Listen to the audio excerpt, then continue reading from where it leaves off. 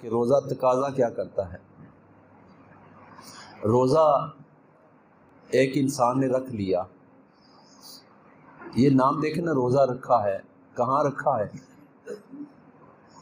رکھنے کا لفظ ہے، کوئی جگہ ہوگی جہاں رکھا ہے۔ بھائی روزہ ہم نے رکھ لیا ہے نیت کا، ارادے کا، ارادہ کر لیا ہے، نیت کر لی ہے کہ سحری کے بعد میں نے کچھ نہیں کھانا، کچھ نہیں پینا، یہ ہم نے روزہ رکھا ہے، نیت رکھ لی ہے، ارادہ رکھ لیا ہے، مضبوط روزہ ہو گیا۔ اب روزہ کہتا کیا ہے؟ روزہ یہ کہتا ہے کہ مجھے اگر تو نے رکھ لیا ہے تو تو بھی میرے ساتھ رہو، تو بھی میرے ساتھ رہو۔ اگر کھانا پینا بند ہے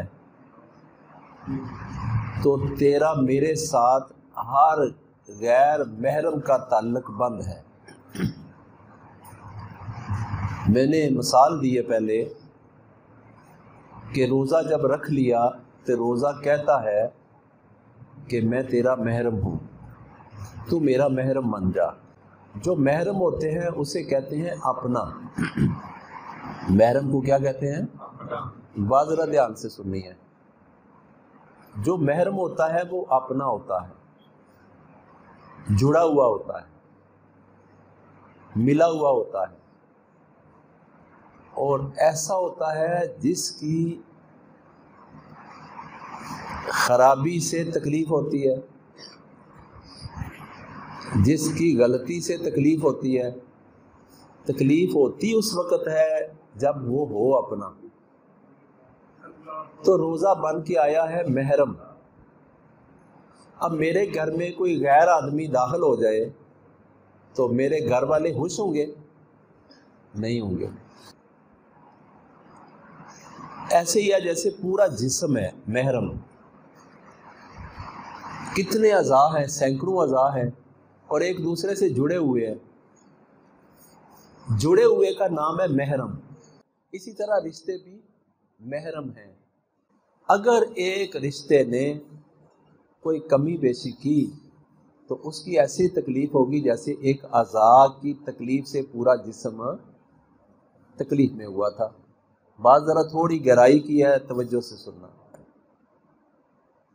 روزہ کہتا ہے میں تیرے پاس آ گیا ہوں بن کے محرم، تو نے مجھے رکھ لیا ہے۔ اب ایک بندے کو رکھ لیں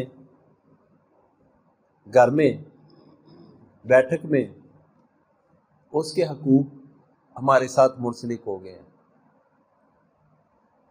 اب اس کے حقوق میں کوئی کمی بیشی کرے تو وہ جو رکھا ہے مہمان وہ خوش ہوگا؟ نہیں، بتائے۔ فرض کریں میں نے اپنے گھر میں حافظ ناصر صاحب کو اپنے ایک مکان کے حصے میں رکھ لیا ہے۔ اب یہ مہمان ہے، محرم نہیں ہے۔ مہمان کے بھی کوئی حقوق ہے نا۔ مہمان کو مجھے اس کی ہر قسم کی خدمت کا خیال رکھنا پڑے گا، اور اس کی گرمی اور سردی کا بھی خیال رکھنا پڑے گا۔ اگر میں حافظ ناصر صاحب کو پنکھا نہ لگا کے دوں، بجلی کاٹ دوں، تو مہمان خوش رہے گا؟ اور اگر میں ان کی سوچ کے مطابق سارے کام کروں گا تو مہمان خوش رہے گا؟ خوش رہے گا۔ ہم نے روزہ رکھ لیا مہمان، اور وہ ہے بھی محرم، وہ گھر کے کسی حصے میں نہیں رکھیں گے بلکہ گھر کے اندر رکھیں گے۔ اور گھر بھی کون سا ہے؟ وہ یہ ہے اندر گھر، اس کے اندر روزہ رکھ لیا ہے۔ تو جیسے مہمان کے حقوق ہیں ایسے ہی سمجھ لیں روزے کے حقوق ہے۔ مہمان کو ہم نے ہر طرف سے مینٹین کیا، اس کا خیال رکھا، کھانے پینے، اٹھنے بیٹھنے، سونے جاگنے، سردی گرمی، ہر چیز کا خیال رکھا، تو وہ محرم مہمان خوش رہے گا۔ اسی طرح روزہ مہمان ہے۔ روزہ ہمارے پورے جسم کے اوپر لاگو ہو گیا ہے، ہمارے جسم کے اندر چلا گیا ہے، ہم نے اسے رکھ لیا ہے۔ وہ محرم بھی ہے، مہمان بھی ہے، اور وہ روزہ تقاضا کیا کرتا ہے کہ اب تیری آنکھ بھی مہمان کا خیال کرے گی، تیری آنکھ بھی مہمان کا خیال کرے گی، وہ صرف مہمان کی خدمت میں رہے گی، مہمان کی تابع میں رہے گی، محرم بن کے رہے گی۔ اب غیر محرم پہ پڑی تو اس کو جو رکھا ہوا ہے نا وہ تکلیف میں آ گیا۔ اب کان بھی محفوظ رکھنے پڑیں گے، یعنی صاف لفظوں میں یہ ہوگا کہ ان کا بھی روزہ ہے، تنہائی میں آپ اس کو گانا نہیں سنا سکتے، تنہائی میں آپ آنکھ کو غلط چیز دکھا نہیں سکتے۔ تقوی والے فرماتے ہیں روزہ ٹوٹ گیا۔ حدیث پاک کا مفہوم ہے صلی اللہ علیہ وآلہ وسلم،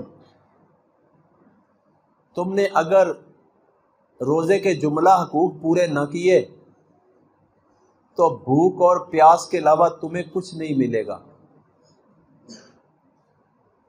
بھوک بھی کاٹی، پیاس بھی کاٹی، جسم بھی لاغر کیا، آنکھوں کو محفوظ نہ کیا، ناک کو محفوظ نہ کیا، لبوں کو محفوظ نہ کیا، زبان کو محفوظ نہ کیا، دانتوں کو محفوظ نہ کیا، حلق کو محفوظ نہ کیا، کانوں کو محفوظ نہ کیا، جسم کے ہر اعضاء کا نام لیتے جائے، ہر اعضاء کے اوپر جب تک مہمان محرم کے لوازمات حقوق لاگو نہیں کریں گے روزہ نہیں رہے گا۔